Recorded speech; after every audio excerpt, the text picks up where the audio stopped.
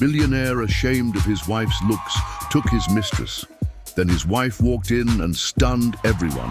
Her loving sister gave her courage, her wise mother guided her with elegance, and her mother's circle of stunning 60-plus lady friends shared their timeless beauty secrets. Together they transformed her into a breathtaking beauty queen, and when she appeared, her arrogant husband dropped to his knees in shock and regret. A great story full of power, transformation, and sweet revenge. Hi, my beautiful family, I am Mr. Peter, your brother forever. May the Almighty God bless you beyond measure, filling your homes with peace that cannot be broken, your hearts with love that never fades, and your lives with strength to rise above every trial. May He place a shield of protection around my precious sisters, mothers and daughters, lifting every burden and replacing every tear with joy. Amen. My beloved family, every story I bring to you is not just words. It is my soul, my effort, and my endless love. When you watch till the end, it tells me you value this bond we share. And even when some leave, I continue with all my strength, because family is about patience, sacrifice, and love that never gives up. Binta is my greatest strength. Her love shaped me into the man I am today. She has taught me what it truly means to honor, respect, and fight for the people who stand by you. If your heart is true, right, present. If your love is real, right, I am with Mr. Peter. Some promises are made under starlight, where dreams feel close enough to touch and forever seems like a whispered guarantee. The memory still lived in Kaya Nouvelle's heart like a bittersweet melody, playing on repeat during the quiet moments, when she allowed herself to remember what love used to feel like. 3 years ago, on a yacht floating in the sapphire waters of Biscayne Bay, Brock Whitman had pointed to the constellation Andromeda and sworn that even the stars paled in comparison. To her beauty, the 35-year-old real estate developer had swept 26-year-old Kaya off her feet with the kind of romance that belonged in movies.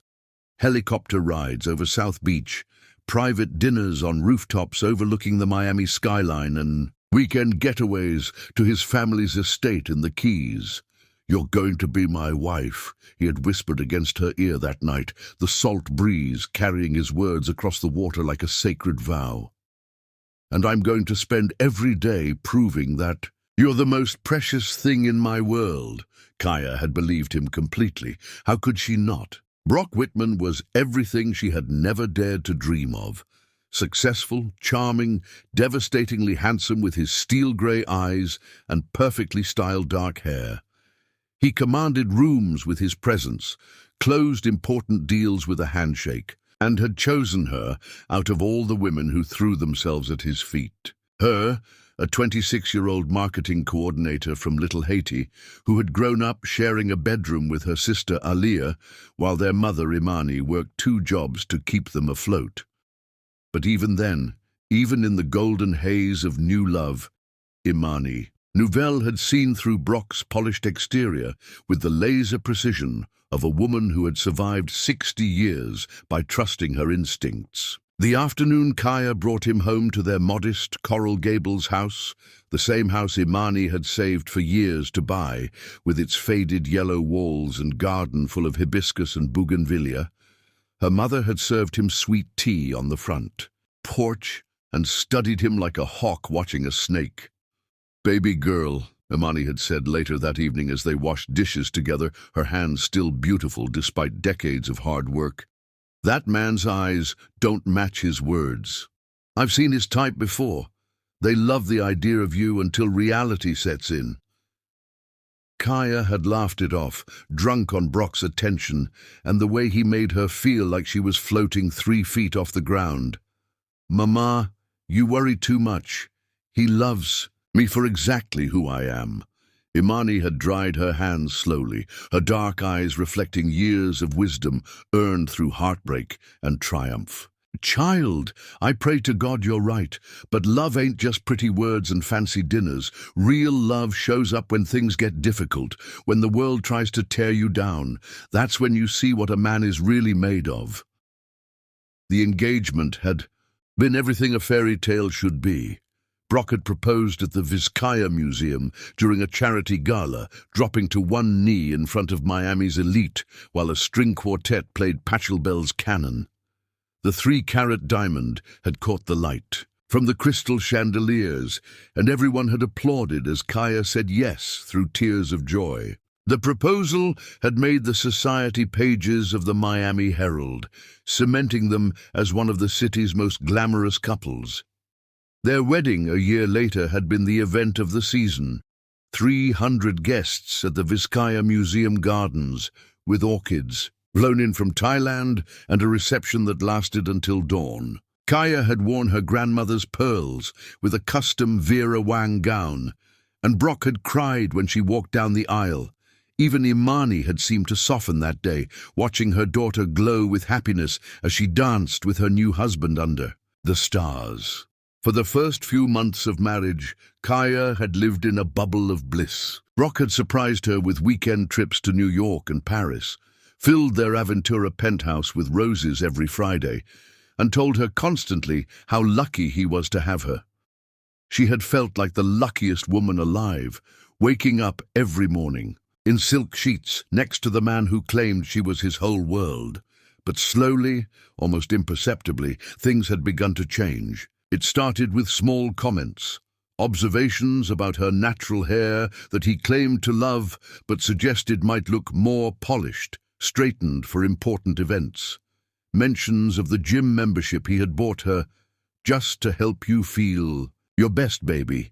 Gentle corrections about her laugh being a little loud during dinner parties, or suggestions that she might want to tone down her animated storytelling when his associates were around.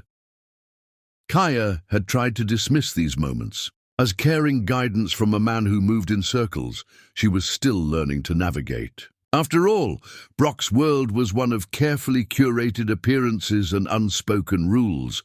Perhaps he was simply trying to help her fit in. But each small critique felt like a paper cut, barely noticeable alone, but collectively beginning to sting. Tonight, as she sat in their living room, waiting for Brock to come home from another late dinner with friends, Kaya found herself studying their wedding photos scattered across the glass coffee table. In every image, she looked radiant, confident, alive with joy. That woman felt like a stranger now. Where had her certainty gone? When had she started second-guessing every outfit, every word, every natural impulse? The sound of Brock's key in the door pulled her from her thoughts. He entered with the purposeful stride of a man accustomed to being the most important person in any room, his Armani suit still perfectly pressed despite the late hour. At 37, Brock Whitman remained undeniably handsome. But tonight, Kaya noticed something in his eyes that made her stomach tighten with unease. "How was dinner?" she asked, rising to greet him. "Fine," he replied, accepting her kiss, but seeming distracted. The usual crowd. Same conversations about the same people. Kaya smiled, trying to match his energy. "Maybe we can do something together this weekend." "Actually," Brock interrupted, loosening his tie, "I've been thinking about our anniversary party next month. I want everything to be perfect, Kaya. This is important for my reputation, and I need you to understand that." The way he said it, not our reputation, but his, sent a chill down her spine that she couldn't quite explain. Chapter 2. Cracks in Paradise. Paradise, Kaya learned, could feel like a beautiful prison when the bars were made of expectations and painted with false smiles. The invitation had arrived on cream-colored cardstock with gold embossing, the Coral Gables Country Club annual charity gala. Kaya had found it on Brock's desk 8 months into their marriage, and when she mentioned it over breakfast, his reaction had been swift and cutting. "That's a very exclusive event, sweetheart," he had said, without looking up from his Wall Street Journal. "The guest list is carefully curated. It's not really your crowd." The words had hung in the air, like smoke, acrid and impossible to ignore. Not her crowd. What did that mean, exactly? That she wasn't wealthy enough? Educated enough? The right shade of sophistication for his precious circle? "I'm your wife," Kaya had said quietly, her coffee growing cold in her hands. "Doesn't that make it my crowd too?" Brock had finally looked at her then, his grey eyes holding the kind of patient condescension usually reserved for children who didn't understand why they couldn't have candy for breakfast. "Of course it does, baby. I just thought you might be more comfortable sitting this one out. These events can be overwhelming, overwhelming, as if she were some delicate flower who might wilt under the pressure of making small talk with Miami's elite. As if she hadn't grown up navigating the complex social dynamics of her neighborhood, or excelled in college, or built a successful career in marketing before Brock had swept her away from it all. But that had been 8 months ago. And since then, Kaya had learned to navigate the treacherous waters of Brock's world with increasing skill. She had attended dozens of charity galas, gallery openings and dinner parties, always perfectly dressed, always smiling, always careful to laugh at the right moments and speak only when spoken to. She had become an expert at swallowing her opinions when conversation turned to topics that made her skin crawl. Casual racism disguised as concern about neighborhood changes, classist assumptions about those people who didn't summer in the Hamptons. Tonight's event was typical of the circuit they now traveled, a fundraiser for childhood literacy held at the Perez Art Museum, where Miami's wealthy gathered to write checks that would ease their consciences while they sipped champagne that cost more than most people's monthly rent. Kaya had chosen her outfit carefully, a navy Diane von Furstenberg dress that was elegant without being flashy, her natural hair styled in a sleek updo that Brock had specifically requested. "You look beautiful," he had said as they arrived, his hand possessive on the small of her back. "Just remember what we talked about." What they had talked about was a list of conversational topics to avoid: politics, social justice, anything remotely controversial, and approved subjects to embrace: art, travel, mutual acquaintances. Kaya had memorized it like lines for a play she never auditioned for. The first few hours had passed smoothly enough. Kaya had complimented wives on their jewelry, listened politely to stories about European vacations, and smiled until her cheeks ached. But as the evening wore on and the champagne flowed more freely, the conversations grew bolder, the masks slipping just enough to reveal the ugliness beneath. "I just don't understand why they have to make everything about race these days," Victoria Castellanos was saying to a small group of women clustered near the silent auction display. "I mean, we're all Americans, aren't we? Why can't we just focus on that?" Kaya felt her jaw clench as murmurs of agreement rippled through the group. She caught Brock's eye across the room and saw his subtle shake of the head, a warning to stay quiet, to not rock the boat. "Well," said Margaret Rothschild, a 70-something socialite whose family had built their fortune in real estate, "I think it's wonderful that Brock found himself such an exotic beauty. Very progressive of him." Exotic. The word hit Kaya like a slap, but the women around her nodded as if this were a perfectly reasonable thing to say about another human being. She wasn't a person to them. She was an accessory, a statement piece that proved Brock's modern sensibilities. "Oh, yes," Victoria continued, her voice dripping with false sweetness, "and she's so well behaved too. You hardly notice the difference at all." The difference. As if Kaya's very existence required explanation, as if her presence in their rarefied world was an anomaly to be tolerated rather than welcomed. She felt her hands tremble slightly as she set down her champagne flute, the crystal making a sharp clink against the marble table. "Excuse me," Kaya managed, her voice barely steady. "I need some air." She walked quickly toward the museum's terrace, her heels clicking against the polished floor with increasing urgency. Behind her, she could hear the women's laughter, not cruel exactly, but dismissive, as if she were a child who had excused herself from the adult table. The Miami night air was warm and humid, carrying the salt scent of Biscayne Bay and the sweet fragrance of jasmine from the museum's gardens. Kaya gripped the terrace railing and tried to steady her breathing, willing herself not to cry and ruin the carefully applied makeup that had taken her an hour to perfect. "There you are." Brock's voice behind her was tight with irritation. "What are you doing out here? The Castellanos were asking about you." Kaya turned to face her husband, seeing him clearly for perhaps the first time in months. His perfectly styled hair, his custom-tailored tuxedo, his practiced smile that never quite reached his eyes. When had he started looking at her like she was a problem to be managed rather than a wife to be cherished? "Did you hear what they said about me in there?" she asked quietly. Brock's expression didn't change.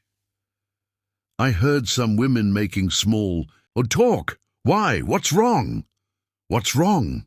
Kaya's voice rose slightly before she caught herself, glancing around to make sure they were alone. "They called me exotic, Brock. They said you hardly notice the difference, as if my being black is something to be overlooked or excused." "You're being too sensitive," Brock said dismissively. "Victoria's family has been friends with mine for decades. She didn't mean anything by it. Too sensitive." The words echoed in Kaya's mind like a judgment she was tired of hearing. Too sensitive when someone complimented her natural rhythm after she'd simply swayed slightly to the jazz quartet. Too sensitive when countless microaggressions accumulated, like poison in her bloodstream while Brock stood by and said nothing. "I needed you to defend me in there," Kaya said, her voice barely above a whisper. "I needed my husband to stand up for his wife." Brock sighed, running a hand through his hair in the gesture she had once found endearing. Now it just looked impatient, as if her feelings were an inconvenience disrupting his evening. "Kaya, these people are important to my social circle. I can't afford to make enemies over every perceived slight. You need to learn to pick your battles." "Perceived slight?" The words came out sharper than she intended. "When is it ever going to be real? Enough for you, Brock? When they use actual slurs, when they burn a cross on our lawn." "Now you're being dramatic," Brock snapped, his polished facade finally cracking. "This is exactly the kind of behavior that makes things difficult. You can't expect me to fight battles that don't need to be fought." Kaya stared at her husband, this man who had promised to love and protect her, who had sworn under the stars that she was his everything, and felt something fundamental shift inside her chest. The romantic haze that had sustained her through 2 years of dating and 12 months of marriage finally cleared, leaving behind a stark and painful clarity. "You're ashamed of me," she said quietly, and it wasn't a question. Brock's silence stretched between them like a chasm, filled with everything he wasn't saying and all the denials that never came. When he finally spoke, his voice was carefully modulated, as if he were delivering a prepared statement to the press. "I think we should go home. We can discuss this privately." But as they made their way back through the museum, collecting their coats and saying their polished goodbyes, Kaya knew there would be no discussion. There would be explanations about why she had misunderstood, justifications for why his reputation had to come first, and gentle suggestions about how she could better navigate his world. The drive home passed in silence, Miami's glittering skyline, reflecting off the windows of Brock's Tesla like a beautiful lie. Kaya watched the city she loved blur past and wondered when she had stopped recognizing herself in the mirrors of their penthouse, when she had traded her voice for a seat at a table where she would never truly be welcome. As they pulled into their building's parking garage, Brock finally spoke. "Tomorrow night is the Hendersons' anniversary party.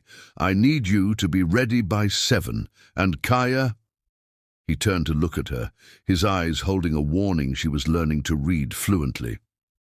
"I need you to be perfect. Perfect, whatever that meant, in a world where her very existence seemed to be an ongoing apology for taking up space she hadn't earned."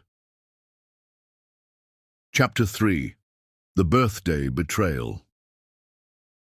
Betrayal, Kaya discovered, had a taste, bitter and metallic, like blood in your mouth after being punched by someone you trusted completely.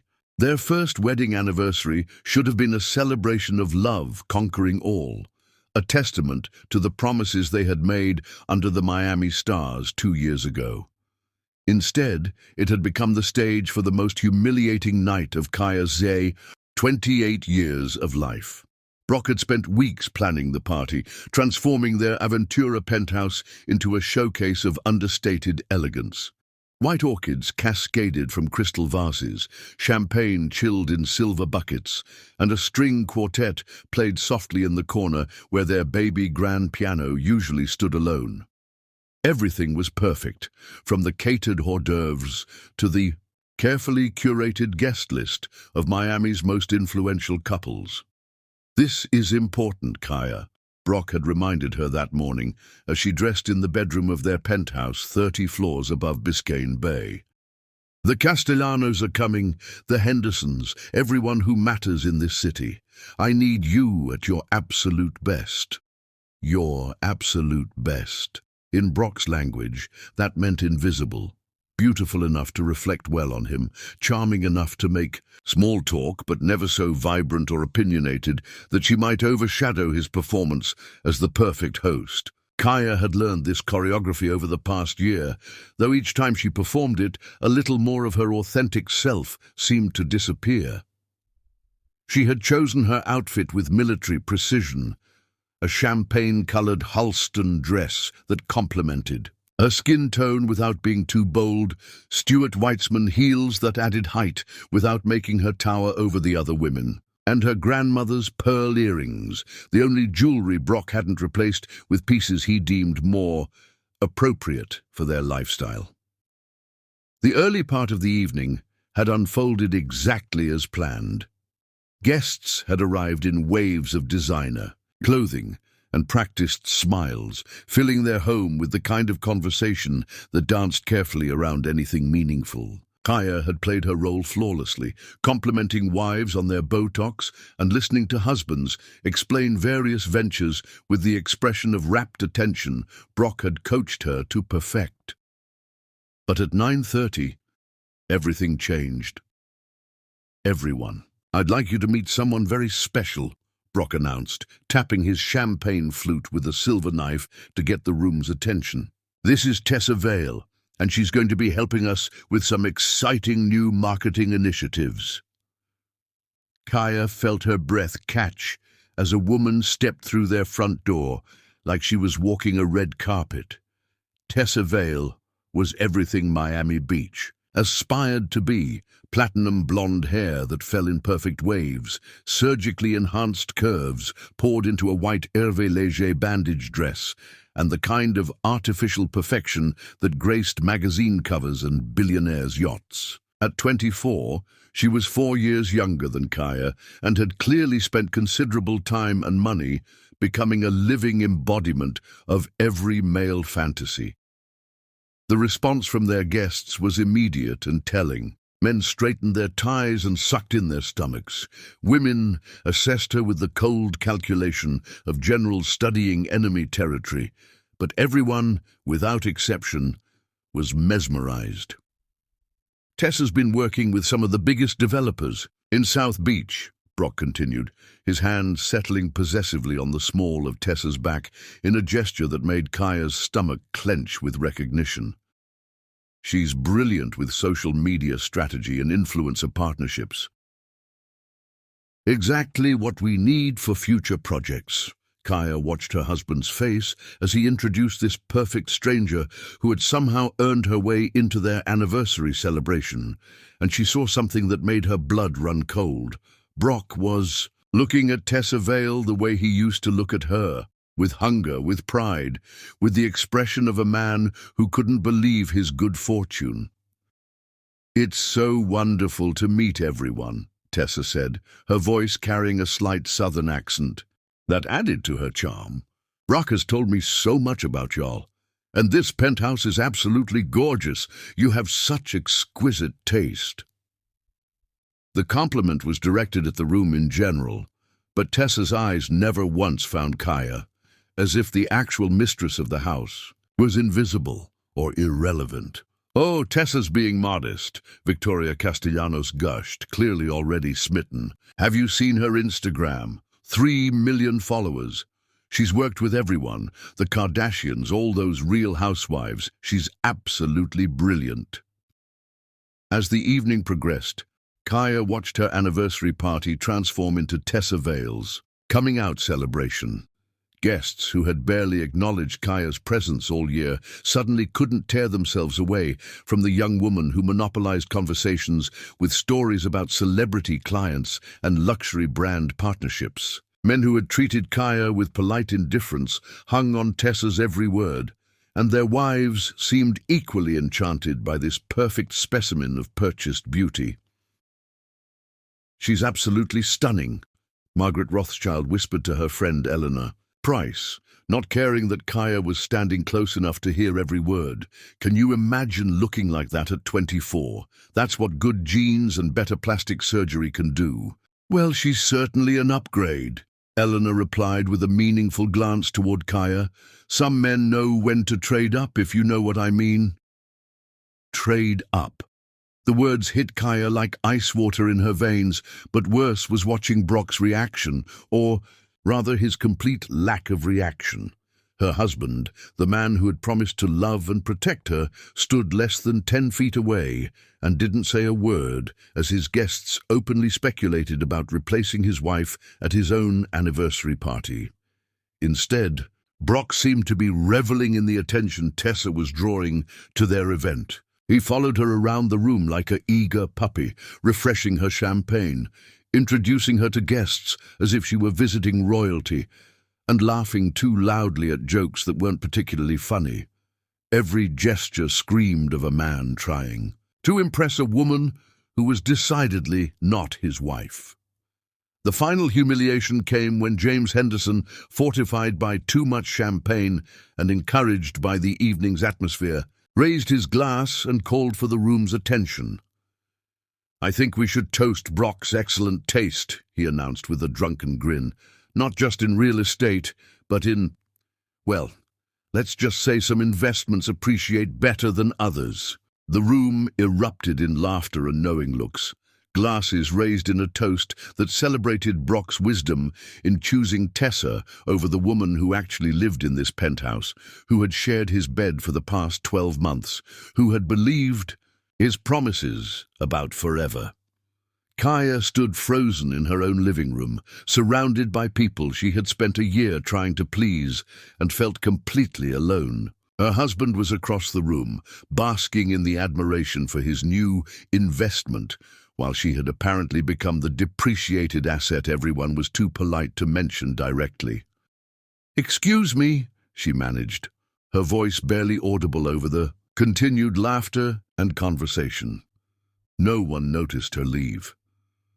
Kaya walked through her own home like a ghost, past the bedroom where she had spent countless mornings choosing outfits that might finally win approval, past the kitchen where she had practiced making Brock's favorite breakfast until it was perfect, past the study where she had abandoned her own career ambitions to support his. In the foyer, she paused at the mirror where she checked her appearance every morning before facing the world as Mrs. Brock Whitman. The woman staring back at her was immaculately dressed, perfectly made up, and absolutely heartbroken. When had she started looking so small? When had her smile become this brittle mask that never quite reached her eyes? Behind her, the party continued without interruption. Her absence had gone unnoticed, her husband's attention completely captured by a 24-year-old Instagram model who represented everything Kaya could never be.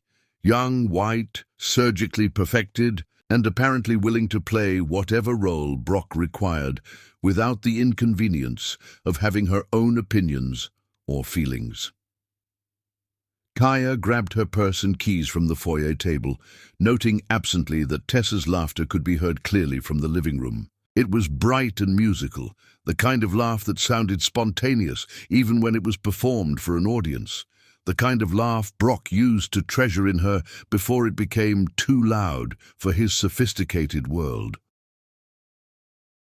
The elevator ride down 30 floors felt like a descent into hell, each floor marking another level of humiliation she had endured in the name of love. By the time she reached the parking garage, Kaya's hands were shaking so badly she could barely grip her car keys. Miami's streets blurred past as she drove east toward Little Haiti, muscle memory guiding her toward the only place in the world where she had ever felt truly safe. The city lights that had once seemed magical during her early dates with Brock now felt like witnesses to her failure, each gleaming tower a reminder of a world that had never really wanted her.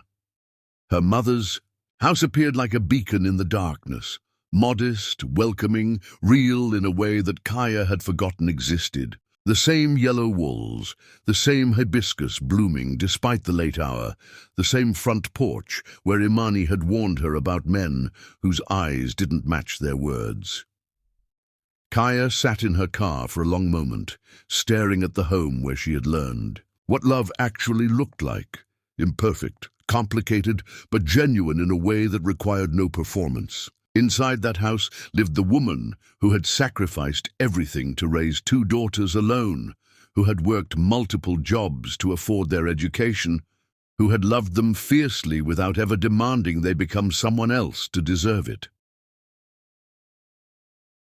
The front porch light came on before Kaya could even get out of her car, and Imani Nouvelle appeared in the doorway wearing her favorite robe and an expression of infinite understanding. "Come here, baby girl," her mother said simply, and Kaya finally allowed herself to fall apart. Chapter 4. The Matriarch's War. Council. In the sanctuary of her mother's arms, Kaya remembered that some women are born with steel in their spines and fire in their hearts, and she was the daughter of such a woman.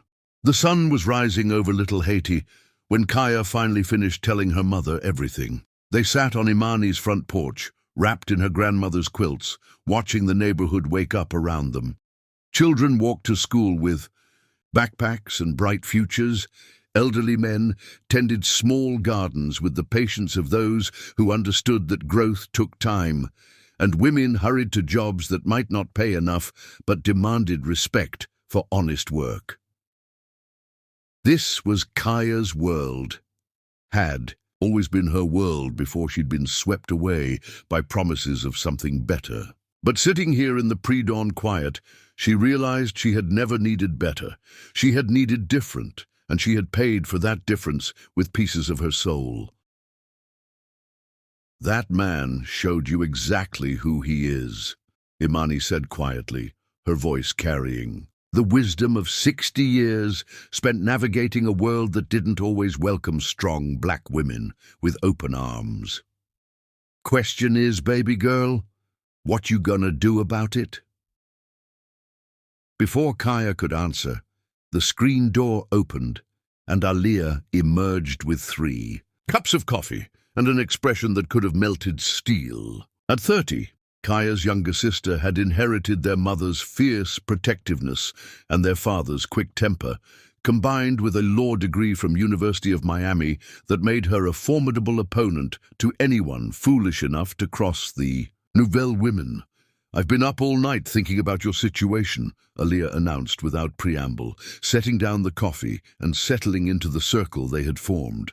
That man has been systematically destroying your self-worth for months, and now he's parading his replacement around like she's some kind of prize. We're not letting this stand." Kaya stared at her sister, feeling the first spark of something that might have been hope. "What are you talking about?" "Revenge," Aaliyah said simply, "but not the kind that makes us look bitter or crazy, the kind that proves exactly what he threw away." The revelation hit Kaya like a physical blow. Not only had Brock humiliated her publicly, but he had apparently been planning her replacement while convincing her that she was the problem. Every expensive gift, every lavish party, every time he had made her feel guilty for questioning their dynamic, all of it had been designed to keep her compliant while he auditioned her successor. "I want to destroy him," Kaya said quietly, surprised by the venom in her own voice. Imani and Aaliyah exchanged a look that seemed to communicate volumes without words. Then Imani smiled, not the gentle, nurturing expression Kaya remembered from childhood, but something sharper and infinitely more dangerous. "Baby girl," her mother said slowly, "revenge is a dish best served by successful women who have nothing left to prove to men who never deserved them in the first place." Over the next hour, as the Miami morning grew hot and humid around them, Imani made phone calls. Not the casual conversations of friends catching up, but the kind of strategic communications that happened between women who had spent decades building networks of mutual support and protection. The first person to arrive was Luna Cruz, a 67-year-old retired federal judge whose silver hair and grandmother's face disguised a mind sharp enough to have sent 3 corrupt politicians to prison. She embraced Kaya like a favorite niece and settled into one of Imani's porch chairs with the grace of someone accustomed to commanding courtrooms. "I've known your mother since we were both young and stupid enough to think we could change the world," Luna said with a wry smile. "Turns out we were right, just took longer than we expected." Bella Reyes arrived next, a 63-year-old former Miami City councilwoman whose successful real estate business had made her wealthy enough to spend her 60s traveling the world and funding scholarships for underprivileged students. She was followed by Sofia Martinez, whose chain of boutique gyms had revolutionized fitness culture in South Florida, and Aria Santos, a wellness coach whose client list included celebrities and politicians seeking both physical and spiritual transformation. These women, ranging in age from 60 to 67, represented decades of accumulated wisdom, resources, and connections. They had survived divorces, betrayals, discrimination, and personal tragedies that would have broken weaker spirits. More importantly, they had emerged from those battles stronger, wiser, and absolutely unwilling to watch another woman be diminished by a man who had forgotten her worth. "Tell us what happened, Mija," Sophia said gently, settling into the circle. They had formed on Imani's front porch. Kaya recounted the previous evening's humiliation, watching as these powerful women's expressions grew progressively darker. By the time she finished, Aria was practically vibrating with righteous anger, and Bella was making notes on her phone with the efficiency of someone planning a military campaign. "First things first," Luna said with the authority of someone who had spent 30 years making life-changing decisions. "You need to understand that this isn't about revenge, it's about reclamation. You're not trying to hurt him, you're trying to remember who you were before he convinced you to be smaller." "The Miss Miami pageant," Imani announced suddenly, her eyes bright with possibility. "Applications are due next month. Final competition is in 8 months. The suggestion hung in the air like a challenge. Miss Miami wasn't just a beauty pageant. It was a platform that launched careers, opened doors, and provided winners with a year of appearances, sponsorships, and opportunities to advocate for causes they believed in. More importantly, it was Exactly the kind of high-profile, impossible-to-ignore statement that would force Brock and his entire social circle to confront Kaya's worth. "I haven't modeled since college," Kaya protested weakly. "I don't have the connections, the training, the—" "Child, please," Arya interrupted with a laugh. "You think any of us got where we are by having everything handed to us? You have something more valuable than connections. You have us." Over. The next 2 hours, the women laid out a plan that was both ambitious and achievable. Sophia would handle Kaya's physical training, designing a regimen that would strengthen her body while respecting her natural curves. Arya would work on her mental and emotional preparation, helping her develop the confidence and presence that judges looked for in a winner. Bella would leverage her connections to secure sponsors and professional coaching. Luna would provide legal advice and ensure that Kaya's interests were protected throughout the process. "What about coaching?" Kaya asked. "Professional pageant training costs thousands of dollars." "Honey," Imani said with a smile that reminded Kaya why people had always been slightly afraid of crossing her mother. "You're looking at 5 women who have been coaching successful women for decades. We know things those expensive consultants never learned." Aaliyah had been quiet during most of the planning, her laptop open as she researched and fact-checked everything the group proposed. Finally, she looked up with an expression of fierce satisfaction. "I found something interesting," she announced. "Miss Miami 2023 was stripped of her title 6 months ago for violating her contract. The pageant organization is desperate to rebuild their reputation with someone who represents authentic beauty and genuine character." The implications hit everyone simultaneously. This wasn't just about entering a competition. It was about seizing an opportunity to redefine what Miss Miami could represent. Instead of another Instagram model with a purchased smile, they could offer someone real, someone whose story would inspire rather than intimidate. "That son of a bitch," Bella muttered, her usual composure cracking as she thought about Brock's timing. "Language, mija," Sophia chided gently, though her own expression suggested she was thinking far worse things. "No," Kaya said suddenly, standing up from her chair with a sense of purpose she hadn't felt in months. "She's right. He is exactly that, and I'm done letting him make me feel small." The women looked at her approvingly, recognizing the moment when defeat transformed into determination. This was why they had come, not just to offer support, but to witness the birth of something powerful and dangerous, a woman who had finally decided to stop apologizing for taking up space. "Miss Miami," Kaya said firmly, looking around the circle of faces that had become her war council. "Let's make it happen." Imani stood and embraced her daughter, and in that moment, Kaya felt something click into place, not just the decision to compete, but the understanding that she had never been broken, merely convinced to act as if she were. These women, her mother's chosen family, were going to help her remember who she had always been underneath the performance of being Brock's perfect wife. 8 months, Luna said, already making mental notes about timeline and logistics. "It's ambitious, but not impossible.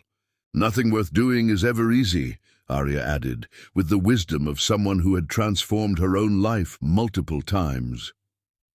As the group began to disperse, each woman taking on specific responsibilities for Kaya's transformation, Imani pulled her daughter aside for a private moment. "Baby girl," she said softly, "this is going to be hard.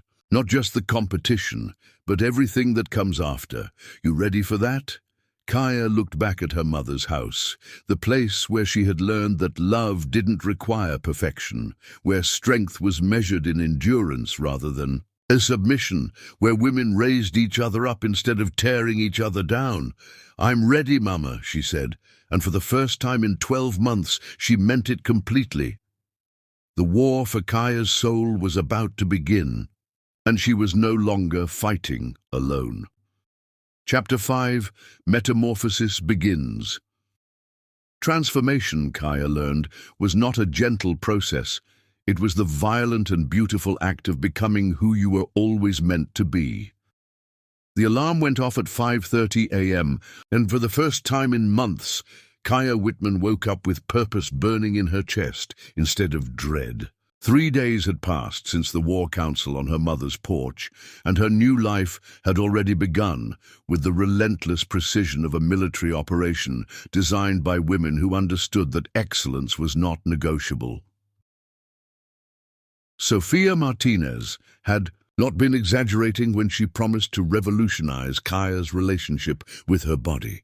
The gym session that morning was unlike anything Kaya had experienced. Not the mindless cardio and restriction she had attempted during her marriage, but a comprehensive program designed to build strength, confidence, and the kind of presence that commanded attention from across a room.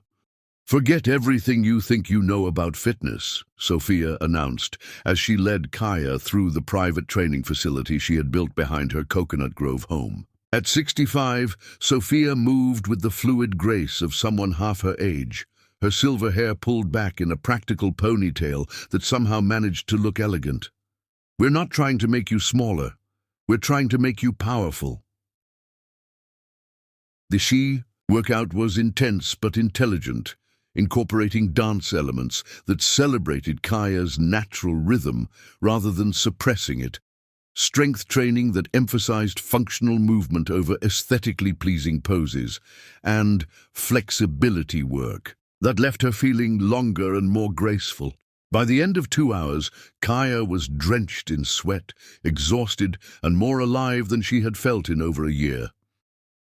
"This is just the beginning," Sofia warned as they cooled down with meditation and stretching. "Miss Miami isn't won in the gym, but it's definitely lost there. You need to love your body enough to demand the best from it." From Sofia's, Kaya drove directly to Bella Reyes's real estate office in Coral Gables, where her afternoon would be spent learning skills that had nothing to do with fitness and everything to do with commanding a stage. Bella had transformed one of her conference rooms into a makeshift runway, complete with professional lighting and a camera system that would record every step, turn, and facial expression for later analysis. "Pageant walking is not fashion walking," explained Naya Delmar, the former Miss Universe runner-up that Bella had flown in from New York specifically for Kaya's training. At 45, Naya still moved like liquid poetry, her presence so magnetic that everyone in the room instinctively turned toward her when she spoke. Fashion models are selling clothes. Pageant contestants are selling dreams, hope, and the possibility that magic is real. For 3 hours, Naya deconstructed and rebuilt everything Kaya thought she knew about walking with confidence. Every step became a statement, every turn a promise, every smile a weapon of mass seduction. It was exhausting work, requiring the kind of precision and repetition that Kaya remembered from her childhood piano lessons. Except now, the stakes felt infinitely higher. "Your husband wants you to be invisible," Naya said during a break, her voice carrying the weight of someone who had navigated similar challenges. "Miss Miami is about being unforgettable. Those two things cannot coexist." The comment hit harder than any physical exercise, forcing Kaya to confront the reality that winning Miss Miami would require her to become everything Brock had spent 12 months trying to eliminate from her personality. The irony was perfect and terrible. Becoming his ideal wife had nearly destroyed her, but becoming his worst nightmare might just save her. Evenings belonged to Dr. Amaya Sinclair, the therapist that Aria had recommended, with the warning that she doesn't coddle, but she gets results. Dr. Sinclair operated out of a converted Art Deco house in South Beach, her office filled with plants, natural light, and the kind of comfortable furniture that invited honesty without demanding it. "Tell me about the woman you were before you met your husband," Dr. Sinclair said during their first session, her pen poised over a legal pad, but her attention focused entirely on Kaya's face. It was a simple question that required Kaya to excavate memories she had buried so deeply they felt like artifacts from someone else's life. The woman who had graduated summa cum laude from Florida International University with a degree in communications. The woman who had started her own freelance marketing business and built a client list through sheer determination and creativity. The woman who had laughed without permission, danced without caring who was watching, and spoken her mind without calculating the social cost. "She sounds incredible," Dr. Sinclair observed when Kaya finished describing her former self. "What happened to her?" "She fell in love with a man who needed her to be someone else," Kaya admitted, the words tasting like truth and regret in equal measure. "And now?" Kaya considered the question seriously, thinking about the past 3 days of intensive training, the plans forming with her mother's war council, the gradual awakening of ambitions she had forgotten she possessed. "Now she's pissed off," Kaya said finally, surprising herself with the vehemence in her voice. Dr. Sinclair smiled for the first time since they had met. "Good. Anger is useful when it's properly channeled. We're going to help you channel it into something beautiful and unstoppable." The therapy sessions became a crucial component of Kaya's transformation, not because she was broken, but because she needed to understand exactly how she had allowed herself to be convinced that she was. Dr. Sinclair had a gift for asking questions that forced uncomfortable realizations, for identifying patterns that Kaya had been too close to recognize, for validating feelings that she had been taught to suppress. Meanwhile, the practical aspects of her Miss Miami campaign were taking shape with military efficiency. Aaliyah had filed all the necessary paperwork and paid the entry fees, securing Kaya's place in the competition 8 months away. Luna was reviewing contracts and ensuring that any potential sponsorship deals would benefit Kaya rather than exploit her. Imani was coordinating schedules and making sure her daughter ate properly between the increasingly demanding training sessions. The most surprising addition to her team came from an unexpected source, Malik Jefferson, Miami's most sought-after hairstylist, who had apparently been following Kaya's story through the city's gossip networks and offered his services free of charge.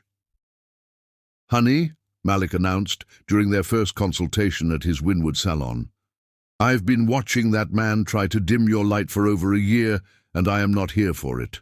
We're going to create looks that celebrate everything he wanted you to hide." Malik was an artist in the truest sense, approaching Kaya's hair like a sculptor working with precious materials. Instead of straightening or relaxing her natural texture, he taught her to style it in ways that were both elegant and authentically her own, protective styles that could withstand the demands of intensive training while looking effortlessly sophisticated. Evening looks that commanded attention without compromising her professional image. And most importantly, a signature style for the Miss Miami competition that would be impossible to ignore or forget.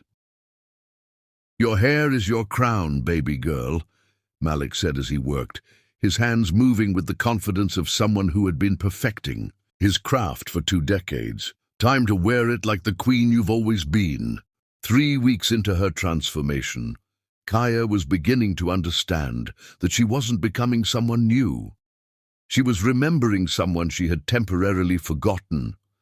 The woman emerging from this intensive training was stronger, more confident, and infinitely more powerful than the version of herself who had been performing femininity for Brock's approval. But she was also fundamentally recognizable as the girl who had grown up in Little Haiti, with dreams too big for anyone else's comfort. The physical changes were obvious. Her body was becoming leaner and stronger, her posture more commanding, her style more intentional. But the psychological transformation was even more dramatic. Kaya was learning to take up space again, to voice opinions without apologizing, to laugh without measuring the volume first. Most importantly, she was learning to see herself through her own eyes rather than through the reflection of other people's expectations. "You're glowing," Imani observed one evening as they shared dinner at the Coral Gables house, where Kaya had been staying since leaving her marriage. "I feel like I'm waking up from a very long, very strange dream," Kaya replied, realizing as she said it that the metaphor was more accurate than she had intended. The dream of being Mrs. Brock Whitman had required her to sleep through her own life, to remain unconscious of her own worth in order to maintain the illusion of happiness. But consciousness, once achieved, could not be voluntarily surrendered again. As she prepared for bed in her childhood bedroom, surrounded by books, awards, and photographs that reminded her of who she had been before she tried to become someone else, Kaya felt something she hadn't experienced in almost 2 years: excitement about her own future. 5 months remained until Miss Miami, and every day brought new challenges that she was increasingly confident she could meet. But more than that, every day brought her closer to a version of herself that owed nothing to anyone else's approval and everything to her own determination to reclaim the space she deserved in the world. The woman Brock had tried to diminish was gone forever, but the woman taking her place was going to be absolutely magnificent. Chapter 6. The Husband's Desperation. Desperation, Brock discovered, was the unwelcome clarity that arrived when a man realized he had gambled everything on the wrong woman, while letting the right one slip away.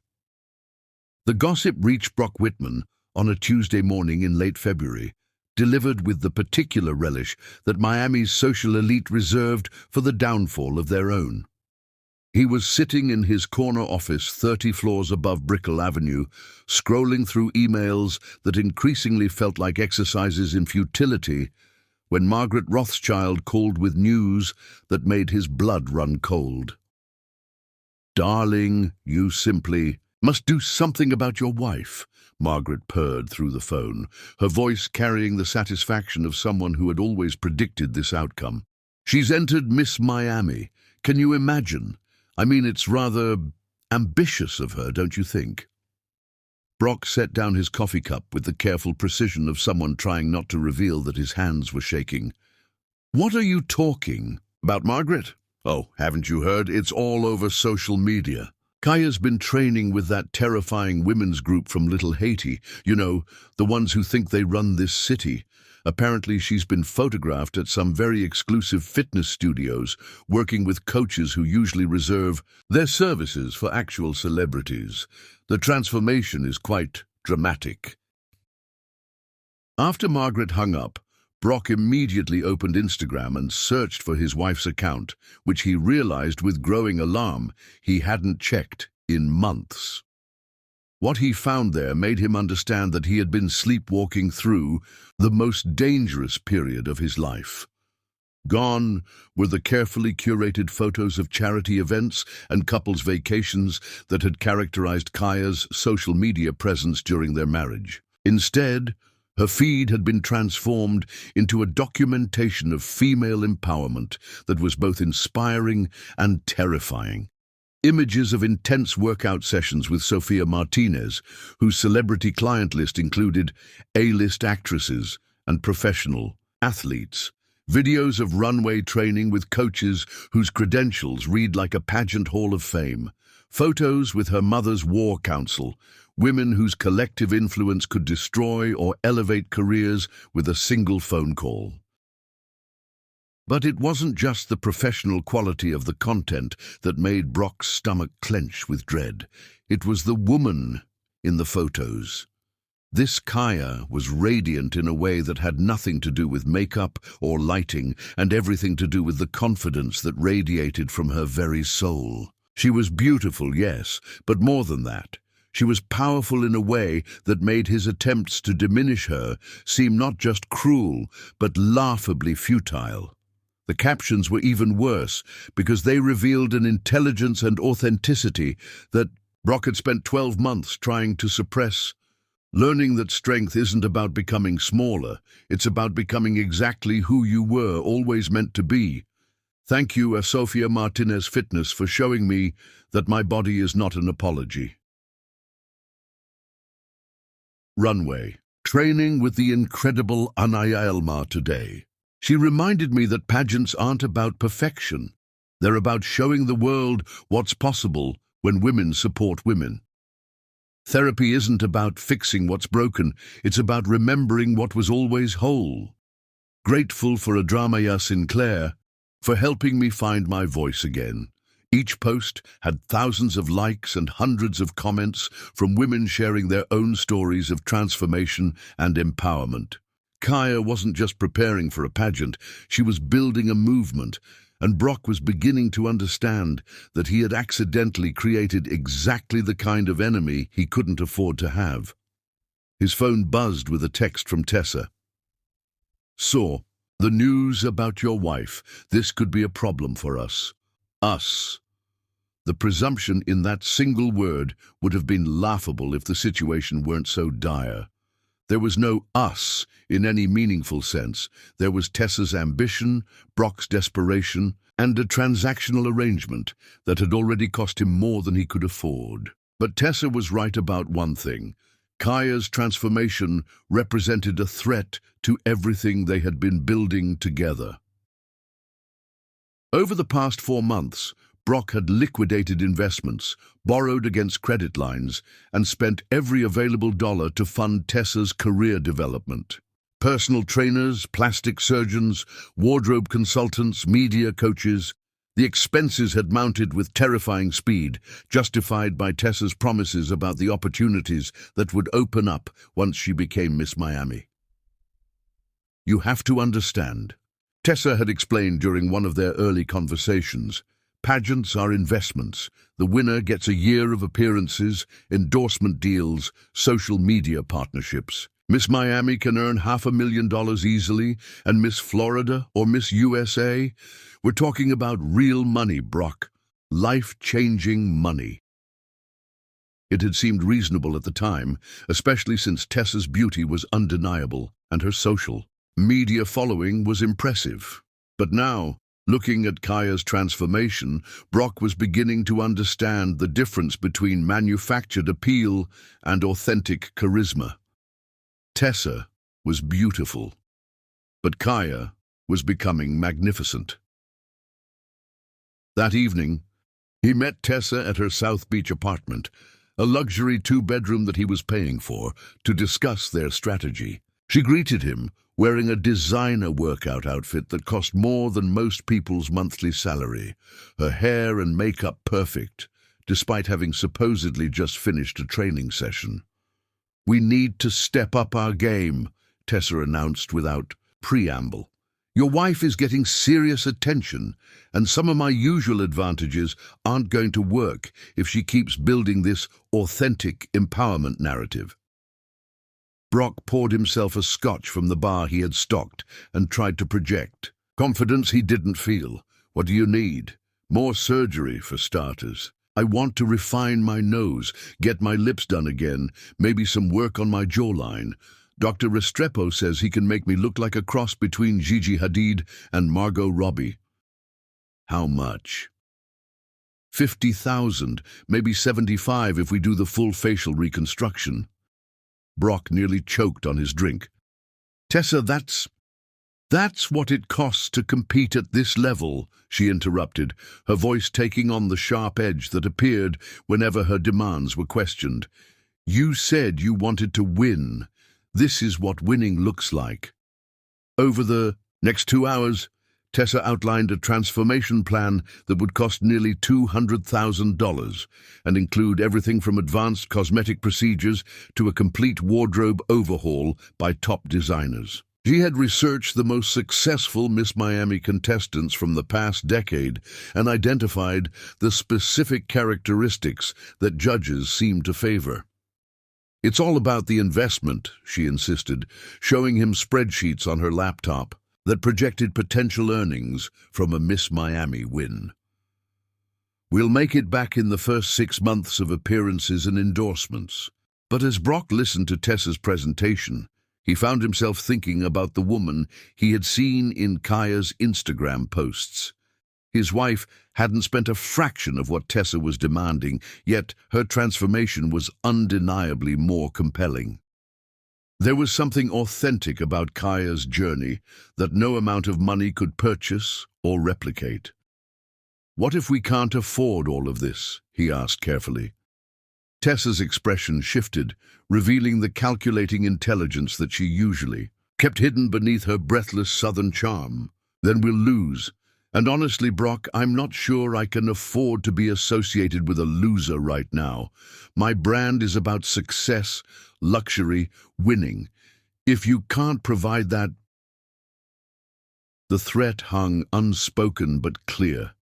Tessa's loyalty was contingent on his ability to fund her ambitions, and his access to her depended on maintaining the lifestyle she had come to expect. It was a business arrangement, masquerading as romance, and Brock was beginning to understand that he was the only one who had been confused about the nature of their relationship. That night, alone in the penthouse that increasingly felt like a mausoleum of his failed marriage, Brock stood at the floor-to-ceiling windows overlooking Biscayne Bay and tried to understand how everything had gone so wrong so quickly.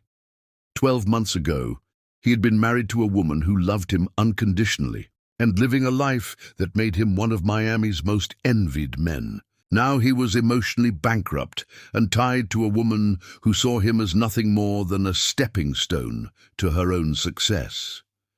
The worst part was that he was beginning to remember why he had fallen in love with Kaya in the first place, not the diminished version of herself that she had become during their marriage, but the vibrant, intelligent, passionate woman he had met at that charity gala 3 years ago. The woman who had challenged his opinions, made him laugh until his sides ached, and brought a warmth to his life that he hadn't even realized was missing.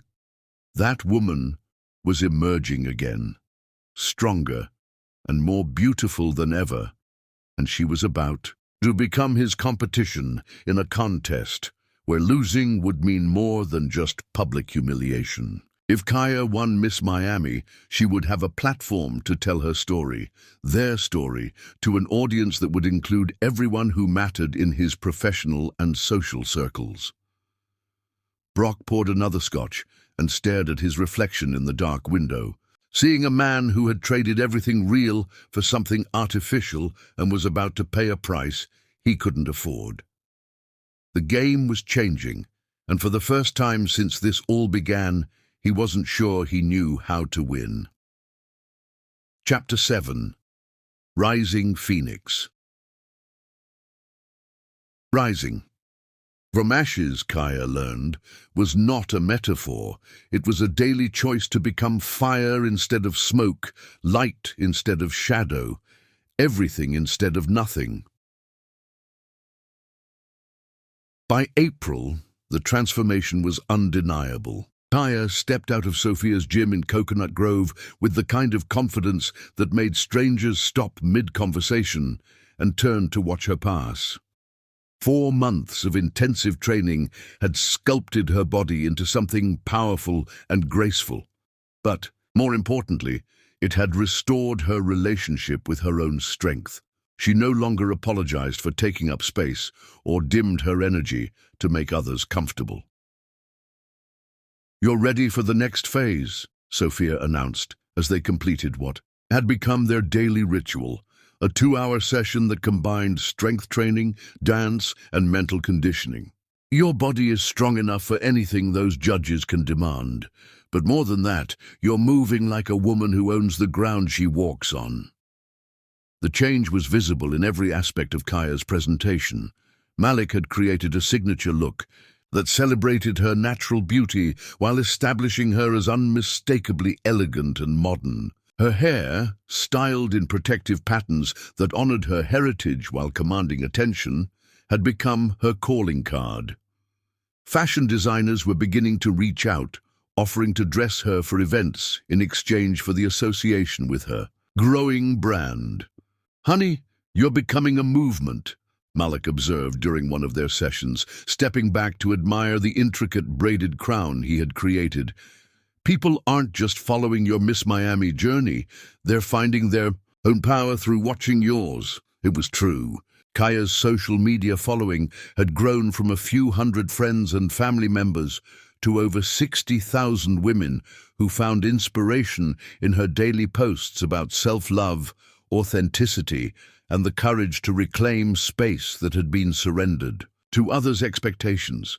Her content had evolved beyond pageant preparation to encompass broader themes of female empowerment, mental health awareness, and the beauty of becoming exactly who you were meant to be. The engagement was unprecedented for someone who had never been a public figure. Comments poured in from women sharing their own stories of transformation, thanking Kaya for permission to take up space, for reminding them that their worth wasn't determined by other people's comfort levels. Major brands had begun reaching out about potential partnerships, recognizing that Kaya represented something authentic that couldn't be purchased or manufactured. "You're not just preparing for Miss Miami anymore," Dr. Sinclair observed during one of their weekly sessions. "You're building a platform that could outlast any title. How does that feel?" "Terrifying and exhilarating in equal measure," Kaya admitted. "6 months ago, I was apologizing for existing. Now I'm building something that could impact thousands of women's lives." The psychological transformation had been as dramatic as the physical one. Kaya had learned to identify and interrupt the thought patterns that had allowed her to accept diminishment as love, to recognize her own worth independent of external validation, and to trust her instincts after months of being told they were wrong. Dr. Sinclair's therapy had become less about healing from trauma and more about preparing for the responsibility that came with influence. Meanwhile, Naya's runway training had evolved into something approaching artistry. Kaya no longer walked.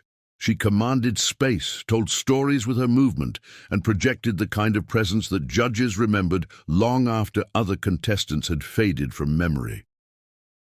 "Miss Miami isn't one on the runway," Naya explained during one of their sessions, "but it's definitely lost there. You need to make them believe that you're not just competing for a title, you're claiming what was always yours." The most surprising development had been the formation of unexpected alliances. Luna's connections in the legal and political worlds had opened doors that Kaya hadn't even known existed. Bella's network was providing sponsorship opportunities that would fund her Miss Miami campaign without requiring any creative financing. Aria's wellness coaching had attracted attention from lifestyle brands looking for authentic ambassadors. But it was the growing community of women who had formed around Kaya's journey that provided the most meaningful validation. Letters arrived daily from women who had left toxic relationships after watching Kaya's transformation. Social media messages poured in from mothers who were teaching their daughters about self-worth using Kaya's posts as examples. Professional women reached out to share how Kaya's confidence had inspired them to demand better treatment in their own careers. "You're changing lives," Aaliyah observed during one of their weekly strategy meetings at Luna's Coral Gables office. "These women aren't just following your pageant journey, they're using your story to rewrite their own." The attention was both humbling and motivating. Kaya understood that she had stumbled into something much larger than personal revenge or even pageant competition. She had become a symbol of what was possible when women refused to accept diminishment as the price of love, when they chose authenticity over acceptance when they decided their worth was not negotiable. The responsibility was immense, but it was also liberating. Every day brought new opportunities to use her platform for something meaningful, to transform her personal pain into collective empowerment, to prove that rising from betrayal was not just possible, but beautiful. 3 months before Miss Miami, Kaya received an invitation that crystallized everything she had been building toward. The Miami Women's Foundation wanted her to be the keynote speaker at their annual luncheon, an event attended by hundreds of the city's most influential women, including many from Brock's social circle. "This is it," Luna said when they received the invitation. "This is your moment to control the narrative, to show them exactly who you've become." The luncheon was held at the Perez Art Museum, the same venue where Kaya had been humiliated 8 months earlier, where she had been dismissed as exotic and well-behaved. But the woman who walked into that space in June was unrecognizable. From the one who had fled in tears, Kaya wore a custom dress designed by a young black artist from Overtown, a flowing creation in deep emerald green that celebrated her curves while projecting professional authority. Her hair was styled in an elaborate updo that incorporated traditional braiding techniques with modern elegance. Every detail had been chosen to honor her heritage while announcing her arrival as a force to be reckoned with. The reaction from the audience was immediate and electric. Women who had ignored her for months suddenly couldn't take their eyes off her. The transformation was so complete, so stunning, that even her former critics found themselves applauding as she approached the podium. 6 months ago, I sat in this very room and learned a painful lesson about the difference between being tolerated and being valued, Kaya began, her voice carrying clearly throughout the space. I was told I was exotic, well-behaved, hardly noticeable. I was treated like an accessory to someone else's life rather than the author of my own story. The audience was completely silent, hanging on every word. But I want to thank those women who taught me that lesson, because they forced me to ask a question that changed everything. What if the problem wasn't that I was too much, but that I was trying to be too little? She paused, looking out at faces that ranged from admiring to uncomfortable to absolutely mesmerized. For too long, women have been taught that love requires us to become smaller, quieter, more convenient for other people's comfort. But I've learned something important. The right people, the right partners, friends, opportunities will love you more as you become more yourself, not less. The applause that followed was thunderous, and Kaya could see women throughout the audience wiping away tears. She had spoken directly to experiences that most of them had lived, but few had ever heard articulated so clearly. After the speech, the response was overwhelming. Women lined up to speak with her, to share their own stories, to ask for advice about reclaiming their own power. Business cards were exchanged, collaborations discussed, friendships formed. But it was Victoria Castellanos who provided the most satisfying moment of the afternoon. The same woman who had called Kaya well-behaved 8 months earlier approached her with obvious discomfort and something that might have been shame. "Kaya," Victoria said carefully, "I owe you an apology. The things I said before, they were wrong. Watching your transformation, hearing you speak today, you're remarkable. You always were, and I'm sorry I couldn't see it." Kaya studied the woman who had once dismissed her, feeling none of the anger or vindication she might have expected. Instead, she felt a profound sense of peace, the kind that came from knowing that other people's opinions, good or bad, no longer had the power to define her worth. "Thank you for saying that, Victoria," Kaya replied graciously. "We all have blind spots. The important thing is learning to see more clearly." As she left the museum that afternoon, Kaya's phone was buzzing with messages, interview requests, and collaboration offers. The local news stations wanted to cover her Miss Miami campaign. National magazines were interested in her story. A major publisher had reached out about a potential book deal. But more than the external validation, Kaya felt the deep satisfaction that came from knowing she had reclaimed not just her own power, but had given permission for other women to do the same. The scared, diminished woman who had fled this same building 8 months ago was gone forever, replaced by someone who understood that her authenticity was not a compromise, it was her superpower. That evening, as she prepared for bed in her childhood room, Kaya looked at herself in the mirror and saw someone she had never quite been before. Not the girl who had grown up in this house, not the woman who had been married to Brock, but someone entirely new and entirely herself. Petiu.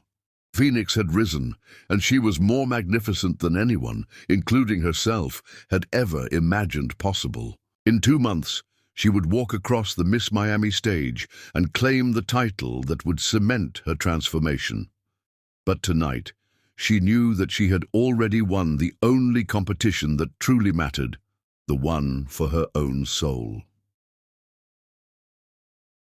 The woman, looking back at her from the mirror, was powerful, authentic, unbreakable, and absolutely ready for whatever came next. Miami had witnessed her fall, but they were about to witness something even more spectacular, her complete and total resurrection. Chapter 8. The Unraveling. The truth about desperate men, Kaya learned, was that they became dangerous not when they had nothing to lose, but when they realized they had already lost everything.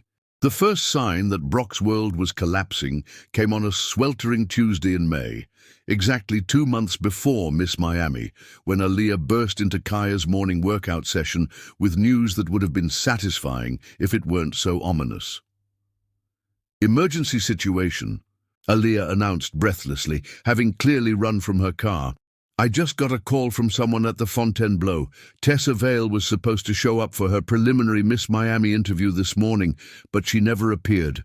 Word is spreading that she's completely disappeared from Miami."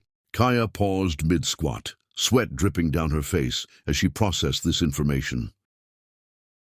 She had been expecting something like this. Her own success was becoming increasingly public and impossible to ignore, while Tessa's artificial perfection was beginning to show cracks under scrutiny. "What do you mean disappeared?" Sophia asked, setting down the resistance bands she had been adjusting. "Gone," Aaliyah replied grimly. "Apartment cleaned out, social media accounts deleted, phone disconnected. It's like she never existed. And here's the interesting part. Apparently, Brock has been calling everyone in Miami looking for her. He's completely unhinged." The irony was perfect and terrible. Brock had destroyed his marriage chasing after an Instagram fantasy, only to discover that fantasies disappeared when reality became inconvenient. Every dollar spent on Tessa's enhancement, every public humiliation he had inflicted on Kaya, every moment of their relationship he had sacrificed, all of it had been for a woman who vanished the moment things became challenging. That afternoon brought confirmation of what everyone had suspected. The Miami social media circuit was buzzing with gossip about Tessa's mysterious departure and Brock's increasingly erratic behavior. Stories emerged of him showing up drunk at restaurants where he and Tessa used to eat, of him making scenes at boutiques where he had bought her clothes, of him calling her former associates and demanding information about her whereabouts. "This could actually work in your favor," Luna observed during an emergency strategy session at Imani's house that evening. "The story writes itself. Woman rises from the ashes of her husband's betrayal while he falls apart chasing illusions. It's compelling, and more importantly, it's true." But Kaya was beginning to understand that desperate men didn't always make rational choices. And a man facing public humiliation and complete emotional devastation might be willing to take risks that put everyone around him in danger. The risks became apparent the following week when Tessa's replacement arrived at Kaya's training session. The woman introduced herself as Celeste Ravenna, claiming to be a consultant hired to help with Miss Miami preparation. But everything about her, from her too-perfect appearance to her probing questions about Kaya's schedule and training routine, screamed of someone gathering intelligence for Brock. "We tried to handle this professionally," Celeste announced, during what was clearly a rehearsed speech, "but you've left certain parties no choice. Your public success is causing complications for people who have invested heavily in alternative outcomes." Kaya looked around Sophia's gym, noting that several other women had stopped their workouts to watch this confrontation. These weren't random gym-goers. They were part of the network that had formed around Kaya's transformation, and their presence felt both protective and potentially volatile. "What exactly are you threatening me with?" Kaya asked calmly, though. Her heart was racing. "Not threatening," Celeste replied with a smile that never reached her eyes. "Simply informing you that certain individuals have documentation of your marriage that might be embarrassing if made public. Private moments, personal conversations, intimate details that your growing fan base might find interesting." The words hit Kaya like ice water in her veins. The violation implied in Celeste's threat was so profound that for a moment she couldn't process it fully. Brock had apparently been documenting their private life, recording their intimate moments, collecting material that could be weaponized to destroy her reputation and her Miss Miami campaign. "That's illegal," Sophia said flatly, stepping closer to Kaya in a gesture of protection that was both touching and insufficient. "Prove it," Celeste replied with practiced indifference. "By the time any legal proceedings resolve, Miss Miami will be over and the damage will be done. Your inspiring story of empowerment becomes a cautionary tale about women who reach too high above their station." Kaya felt the familiar sensation of the world tilting around her, the same disorientation she had experienced during the worst moments of her marriage when reality shifted to accommodate someone else's version of truth. But this time, something different happened. Instead of shrinking into herself, she felt her spine straighten and her voice find its power. "Get out," she said quietly, but with such authority that even Celeste took a step backward. "Miss Nouvelle," Celeste began. "Get out!" This time, Kaya's voice carried the accumulated strength of 6 months of transformation, the backing of women who had taught her to value herself, and the fury of someone who had finally learned the difference between love and manipulation. "And tell whoever sent you that if any private material is released without my consent, I will destroy them completely. Not their reputation, that's already gone. Not their social standing, that's already finished. I will destroy whatever pathetic excuse for a soul they have left." The threat hung in the air like a promise, and something in Kaya's voice must have convinced Celeste that she was absolutely serious. After a moment of tense silence, the woman left without another word. But that evening, alone in her childhood bedroom, Kaya allowed herself to feel the full impact of what had just happened. The man she had loved, trusted, and built a life with had been secretly documenting their most intimate moments with the intention of using them as weapons, if necessary. The violation was so complete that she found herself questioning every memory of their relationship, wondering what else had been performance and what had been genuine. The phone call came at midnight, waking Kaya from restless sleep. "It's over." Brock's voice was barely recognizable, hoarse, defeated, carrying the weight of someone who had finally reached the bottom of a very deep fall. "Tessa's gone. Left with some tech billionaire she met online. took everything I gave her and disappeared like I never existed. Kaya sat up in bed, processing this information while trying to maintain emotional distance from the broken man on the other end of the line. "The recordings," she said simply. "Destroyed," Brock replied immediately. "There never should have been recordings. That was Christ, Kaya. I don't even recognize the man I became. I was so desperate to control the narrative, to protect myself from what I thought you might do, that I violated everything sacred about what we had." "You did violate everything sacred," Kaya pointed out, her voice carrying none of the sympathy that might have been there 6 months ago. "I didn't do that to you. You did that to yourself." The silence stretched between them, filled with everything that had been broken and couldn't be repaired. "I lost everything," Brock said finally. "My wife, my self-respect, my sense of who I am. Even Tessa, who I thought... God, I was such a fool." "Yes," Kaya agreed simply. "You were." "I'm sorry," he said, and she could hear him crying. "I'm so sorry, Kaya. You were the best thing in my life, and I threw it away for something that was never real." Kaya felt a complex mixture of emotions: pity, anger, sadness, and underneath it all, a profound sense of liberation.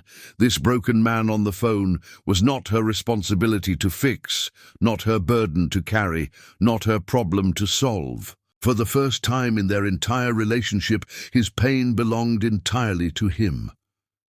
"I know you're sorry," she said gently, "but that doesn't change anything. It doesn't repair the damage or undo the choices or make any of this hurt less." "I know," Brock whispered.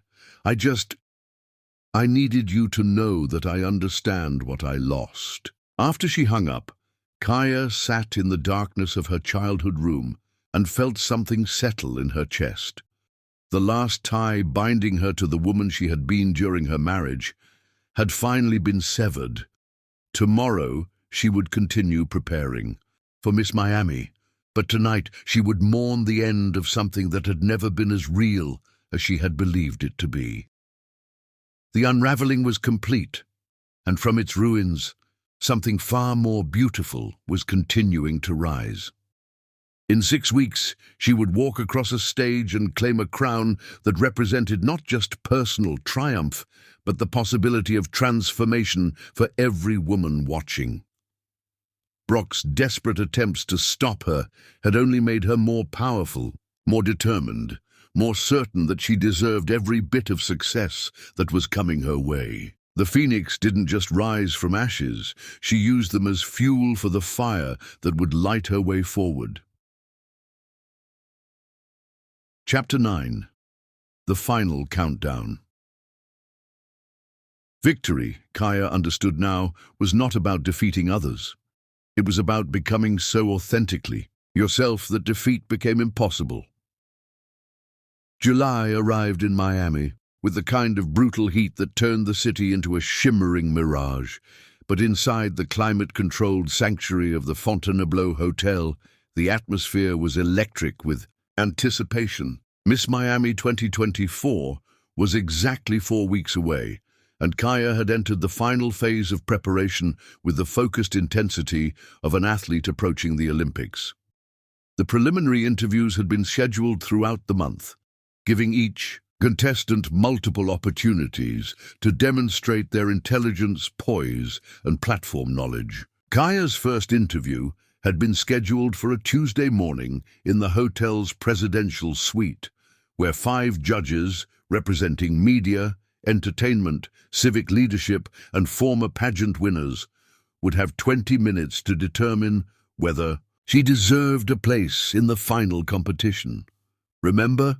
Naya coached her the night before. They're not just judging your answers. They're judging your presence, your authenticity, your ability to represent Miami on a national stage. You've spent 6 months becoming exactly who you need to be for this moment. Kaya woke that morning with the kind of calm confidence that had become her signature over the past months. Her preparation routine was methodical and meditative. Yoga with Arya, to center her mind, a light breakfast prepared according to Sophia's nutritional guidelines, and an hour with Malik to ensure that her hair and makeup reflected the powerful woman she had become. The dress she chose for the interview was a custom creation by a young black designer from Overtown who had reached out after following Kaya's journey on social media. The midi-length sheath in deep emerald green celebrated her curves while projecting professional authority, and the subtle beadwork caught the light in a way that suggested both elegance and strength. "You look like a queen," Imani said as she drove Kaya to the hotel, her voice filled with the kind of pride that came from watching someone you love fulfill their potential. The interview panel was intimidating by design. Maria Santos, anchor for Channel 7 News; Dr. Patricia Williams, president of Florida International University; Carmen Rodriguez, a former Miss Florida turned successful entertainment lawyer; Judge Luna Cruz, whose presence on the panel had been arranged through connections that Kaya preferred not to examine too closely; and Isabella Moreno, the current Miss Florida, who would crown the new Miss Miami. "Miss Nouvelle," Maria Santos began after the initial pleasantries, "your platform focuses on women's empowerment through authentic self-expression. Can you give us a specific example of how you would use the Miss Miami title to advance this cause?" Kaya had practiced this answer hundreds of times, but when she spoke, the words came from her heart rather than her memory. 6 months ago, I was a woman who had forgotten her own worth because I had spent so much energy trying to become what someone else needed me to be, she began, her voice steady and clear. "My transformation hasn't been about becoming someone new. It's been about remembering who I always was, underneath the performance of being acceptable to others." She paused, looking each judge in the eye before continuing. "As Miss Miami, I would create mentorship programs that connect young women with successful women who can teach them that their worth isn't determined by their ability to make others comfortable. I would partner with therapy organizations to provide mental health resources for women recovering from relationships that diminish them. And I would use every platform available to remind women that their authenticity is not a compromise, it's their superpower." The judges exchanged glances that Kaya couldn't interpret, but she felt the shift in energy that suggested she had given them something unexpected and powerful. Dr. Williams leaned forward, her expression serious. "Miss Nouvelle, how would you handle representing Miami if your personal life became the subject of public scrutiny? Specifically, how would you address questions about your estranged husband's recent behavior?" It was the question Kaya had been dreading and preparing for in equal measure. The temptation was to deflect, to minimize, to protect both herself and Brock from further embarrassment, but that would require her to return to the performance of being smaller than she actually was. "Dr. Williams," she said with a slight smile, "I think my husband's behavior speaks for itself, and it has nothing to do with my qualifications to represent this city. I married a man I thought I knew, and I learned that people aren't always who they pretend to be. That experience taught me invaluable lessons about the importance of authenticity, the danger of losing yourself in someone else's expectations, and the power that comes from reclaiming your own voice." She paused, feeling the weight of the moment. "If Miss Miami can only be held by women whose lives have been perfect, then we're not selecting representatives, we're selecting fantasies. I bring real experience, real growth, and real strength to this title because I've earned all three through circumstances that could have destroyed me, but instead made me more powerful." The silence that followed felt electric, and Kaya knew that whatever happened next, she had spoken her truth without apology or compromise. Carmen Rodriguez was the first to speak again. "Miss Nouvelle, what do you see as the biggest challenge facing young women in Miami today?" The myth that they have to choose between being loved and being themselves, Kaya answered immediately. Too many young women are convinced that their authentic selves are too much. Too loud, too ambitious, too confident, too intelligent, too anything. They're taught to diminish themselves to make space for other people's comfort. And in doing so, they rob the world of everything they could contribute.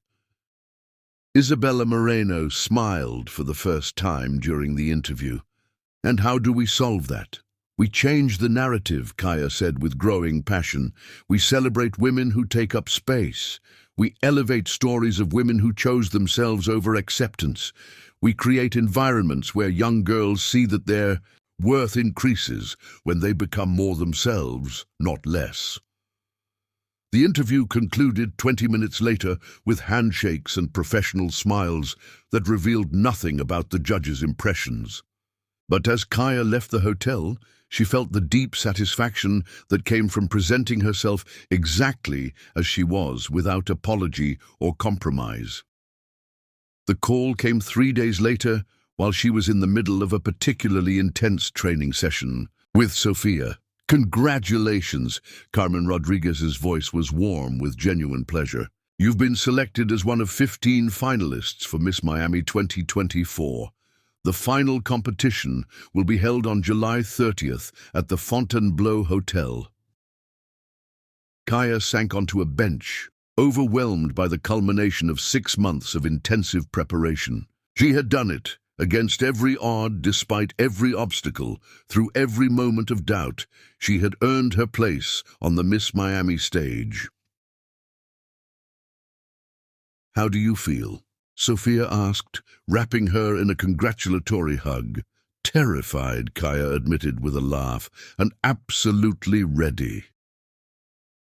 The final month passed in a blur of preparation that felt both intense and inevitable. Media training to prepare for the increased attention that would come with being a finalist. Final fittings for the competition wardrobe that would tell her story through fabric and design. Strategy sessions with her war council about how to handle whatever surprises the final competition might bring. But most importantly, Kaya spent time with the woman she had become, learning to inhabit her power completely, to trust her instincts, absolutely, and to embrace the knowledge that she had already won the only competition that truly mattered. The week before Miss Miami brought a flood of attention that still felt surreal. Feature articles in local magazines about her transformation, television interviews where she spoke about her platform and her journey, social media followers that had grown to over 100,000 women who found inspiration in her story. The support was overwhelming and humbling. Messages poured in from women who had left toxic relationships after watching Kaya's transformation. Mothers wrote to thank her for showing their daughters what authentic confidence looked like. Professional women shared how her example had inspired them to demand better treatment in their careers. On the night before Miss Miami, as she prepared for bed in the hotel suite that sponsors had provided, Kaya looked at herself in the mirror and saw someone who bore little resemblance to the woman who had fled her anniversary party 8 months ago. This woman was strong without apology, beautiful without compromise, and powerful without permission.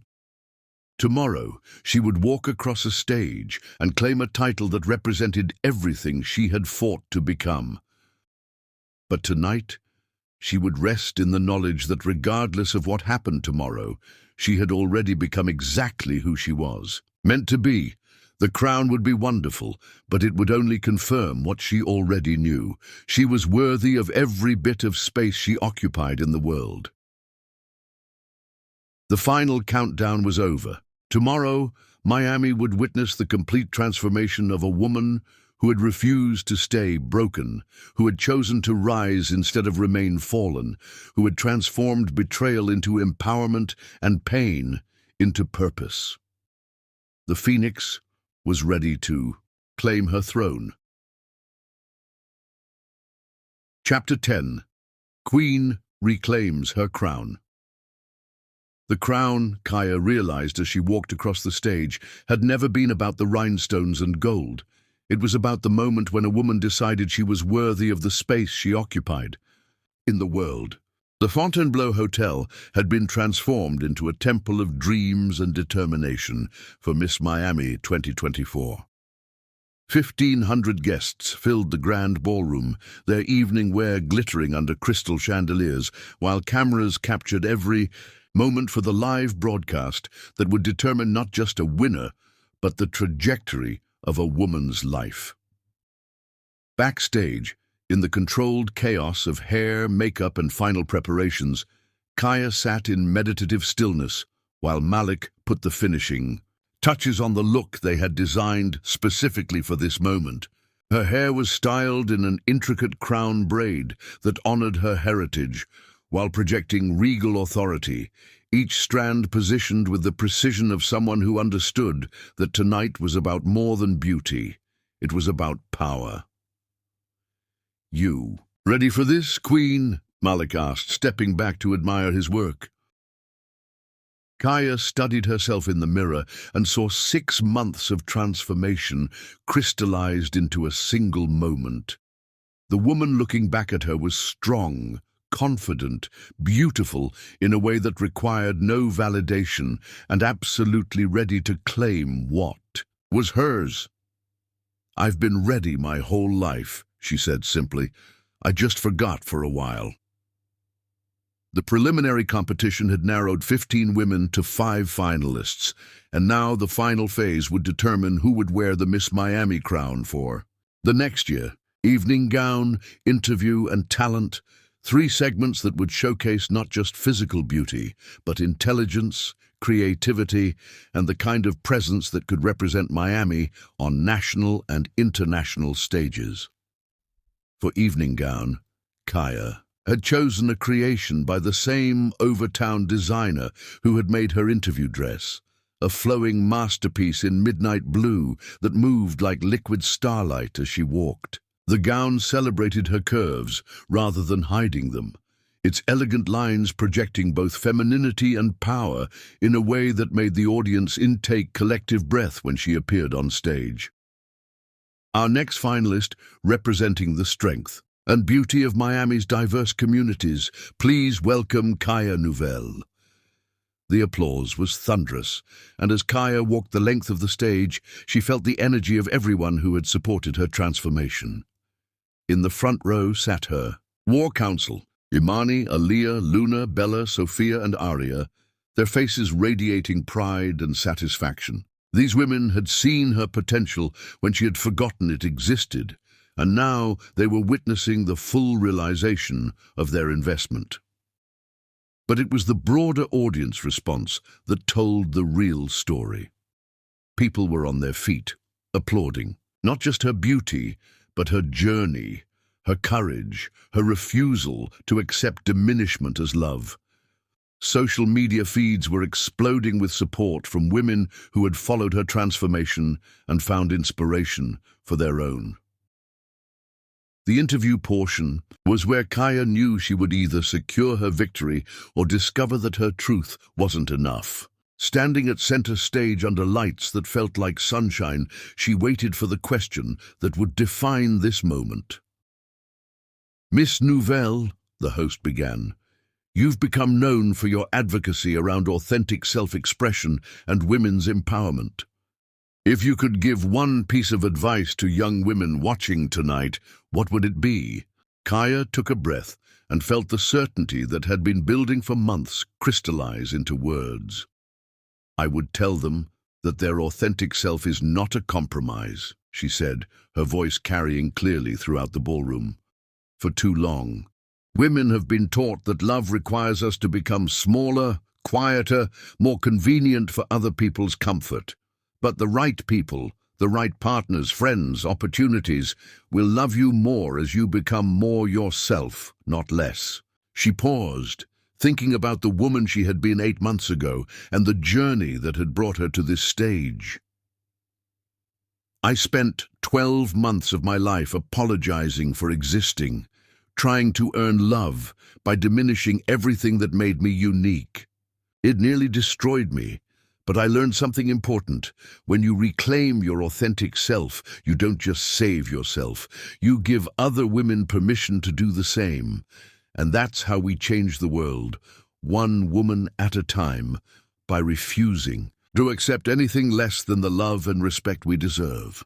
The applause that followed felt different, deeper, more emotional, carrying the weight of recognition from an audience that understood they were witnessing something rare and powerful. For the talent portion, Kaya had chosen spoken word poetry, form that allowed her to tell her story in her own voice without compromise or translation. The piece she had written, titled Phoenix Rising, chronicled her journey from wife to woman, from diminishment to power, from apology to authority. Standing alone on stage with nothing but a microphone and her truth, Kaya began. They told me love looked like making myself smaller, like dimming my light so others could shine brighter, like apologizing for the space my dreams required, like gratitude for scraps from tables I helped build. But I learned that love is not subtraction. It is the courage to be addition in a world that demands division, to be multiplication when others insist on fractions, to be the whole. Number when they offer percentages. I'm not exotic, I'm essential. I'm not too much, I am exactly enough. I'm not an apology, I am an anthem. I am not ashes, I am the phoenix that rises from them. And to every woman watching who has forgotten her power, your crown was never lost. It was just waiting for you to remember. That queens are not made by others' approval, but by their own decision to stop bowing. To anyone who cannot see their worth, the silence that followed her final word was pregnant with electricity, and then the ballroom erupted in the kind of standing ovation usually reserved for life-changing performances. People were crying, cheering, and Kaya could see that her words had touched something deeper than competition. They had touched truth. As the 5 finalists stood hand in hand waiting for the final results, Kaya felt a peace that had nothing to do with winning or losing. She had presented herself authentically, spoken her truth powerfully, and demonstrated the kind of strength that could only come from surviving something that should have destroyed her.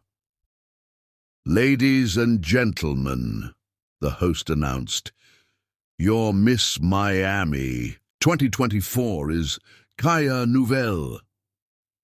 The crown being placed on her head felt like destiny and vindication in equal measure, but it was the sight of her mother's face, radiant with pride and satisfaction, that made tears stream down Kaya's cheeks. As she walked the stage, wearing the crown and sash that represented not just a title, but a platform, Kaya understood that this moment was both an ending and a beginning.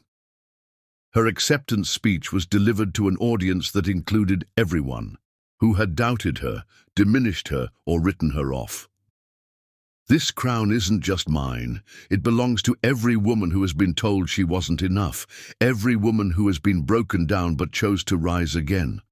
To my mother Imani, my sister Aliyah, and the circle of women who reminded me who I was when I had forgotten, you showed me that a woman's greatest power lies not in trying to fit into someone else's mold, but in being authentically, unapologetically herself.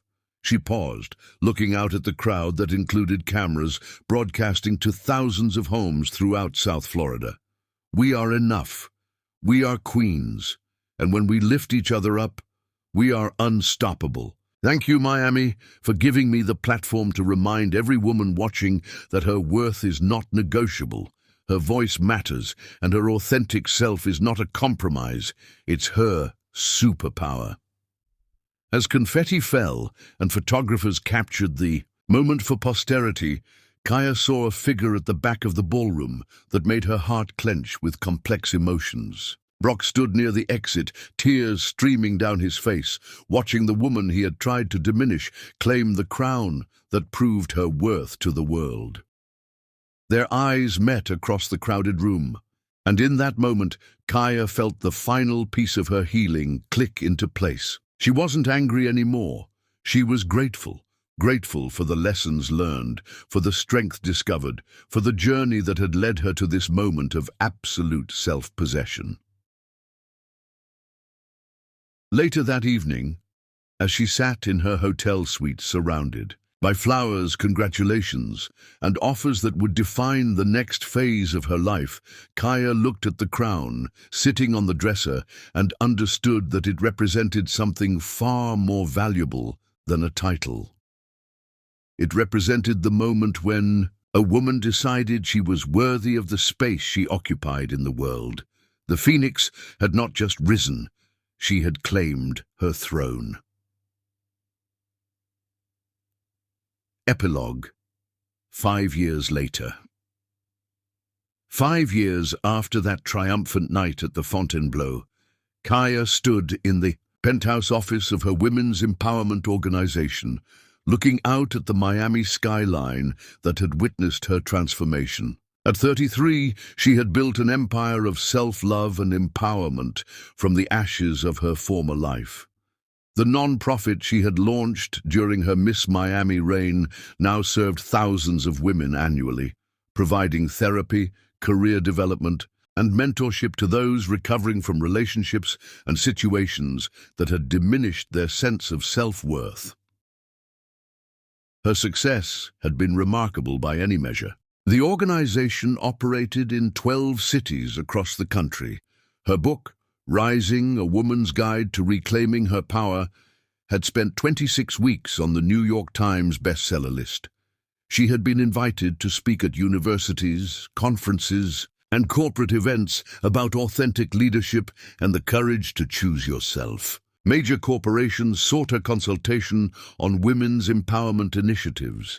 Most importantly, she had found love with Dr. Marcus Williams, a brilliant physician who celebrated every facet of her strength and success. Their relationship was built on mutual respect, shared values, and the kind of authentic partnership that Kaya had once thought was impossible. He loved her not despite her power, but because of it, exactly as she deserved. That evening at her organization's annual fundraising gala, held with deliberate irony at the same Fontainebleau hotel where she had claimed her crown, Kaya moved through the crowd of supporters, sponsors, and women whose lives had been transformed by programs that existed because she had chosen to rise rather than remain broken. She was adjusting her earrings in the ladies' room when she heard a familiar voice behind her. "Kaya!" She turned to find Brock standing in the doorway, looking like a man who had spent 5 years learning hard lessons about accountability, humility, and the cost of forgetting someone's worth. He was thinner, grayer, wearing clothes that suggested modest recovery, but not the ostentatious wealth he had once flaunted. The desperation that had characterized their last interactions was gone, replaced by something that looked like genuine peace. "Brock," she acknowledged calmly, noting that his presence didn't trigger the anxiety or anger it once would have. "I've been following your work," he said quietly, his voice heavy with years of regret. "The women you've helped, the programs you've built, the lives you've changed. It's incredible. You've become everything I always knew you could be, and more." She studied the man who had once had the power to make her question her own worth. Seeing someone who had clearly spent considerable time examining his own failures and choices. There was a humility in his posture, a genuine remorse in his eyes that she had never seen during their marriage. "I heard you've been volunteering," she said, referencing reports from mutual acquaintances about his work with organizations that helped men recognize and address toxic behavior patterns, trying to make amends, he admitted. "Not to you, I know that ship has sailed, but to the universe, I guess, trying to prevent other men from making the mistakes I made. I spend most of my time now teaching guys about the difference between love and possession, about how to support a partner's growth instead of feeling threatened by it." Kaya felt a complex mixture of emotions, sadness for the time lost, recognition of his growth, and underneath it all, a profound sense of closure that had nothing to do with his apology, and everything to do with her own peace. "Brock," she said gently, "your apology doesn't erase the pain, but I can see your growth. We've both become who we needed to be, just not together. I genuinely wish you well in your journey." His eyes filled with tears at her words. "You were always too good for me, Kaya. I just wasn't mature enough to understand that your goodness wasn't something to diminish, it was something to treasure and protect. I spent years trying to make you smaller because I was afraid of how magnificent you were. I see now that I should have been honored to witness your light, not threatened by it." As she walked back toward the gala, leaving behind the last ghost of her former life, Kaya felt the deep satisfaction of a woman who had not only survived betrayal, but transformed it into purpose. Her phone buzzed with a text from Marcus, who was at the hospital. "Watching the live stream of your speech. You're magnificent, and I'm proud to love exactly who you are." At 33, Kaya had proven that the greatest revenge was not destruction, but transformation, not diminishment, but elevation, not becoming smaller, but becoming everything you were always meant to be. She had built something beautiful from the ashes of her marriage, had helped thousands of women find their own strength, and had created a love story with someone who celebrated her power rather than fearing it. The crown she had won 5 years ago sat in a place of honor in her office, but she understood now that the real crown, the one that mattered, was invisible and unshakable. The knowledge that her worth was not negotiable, her voice mattered, and her authentic self was not a compromise, but her greatest strength. She had been broken once, but she had refused to stay that way. And in rising, she had given thousands of other women permission to do the same. The phoenix had not just risen, she had taught others to fly.